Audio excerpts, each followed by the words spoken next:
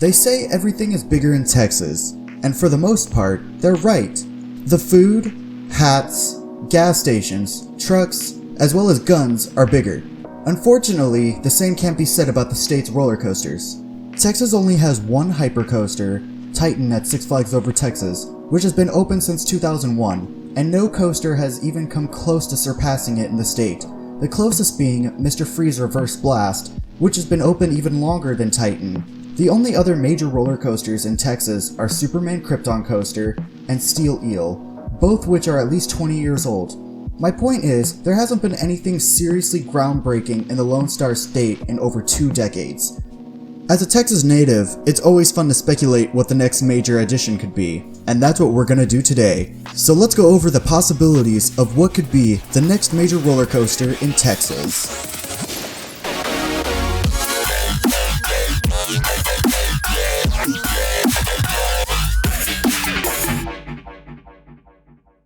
So first, let's go over what parks could realistically handle a massive roller coaster in 2020. The 3 contenders are Six Flags Over Texas, Six Flags Fiesta Texas, and SeaWorld San Antonio. Let's start things off at my home park, Six Flags Over Texas.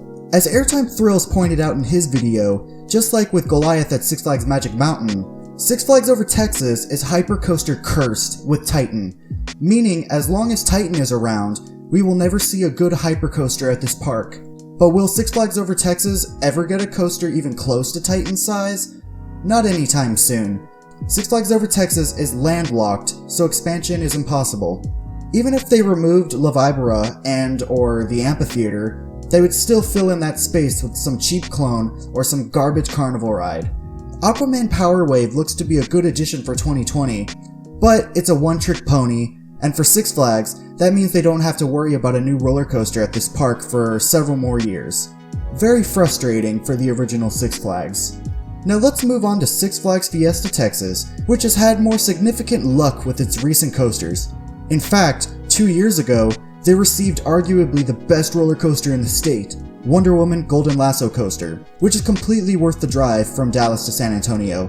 As far as expansion goes, Six Flags Fiesta Texas appears to be short on free space as well, so if they want to build a roller coaster that's bigger than a Connect set, they'll have to get creative. Realistically, I could see them taking out Pandemonium, because every time I'm there, it's a walk-on. Maybe because everybody only rides it for the credit and then dips because there's literally a clone of it in the same state.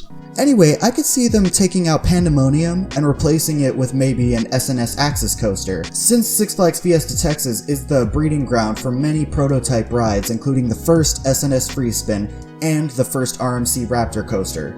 So it would make sense for Six Flags Fiesta Texas to get the first SNS Axis coaster. But will they get anything close to the level of Superman Krypton Coaster? Probably not. But their lineup is solid regardless, and I hope to be back very soon. Now, let's check out the last possible park that could get a major coaster, SeaWorld San Antonio. Of all the parks that could get anything even close to Titan's size, it would be SeaWorld. They've been shifting their business strategy the past few years by focusing less on animals and more on thrill rides, adding major roller coasters to all of their parks.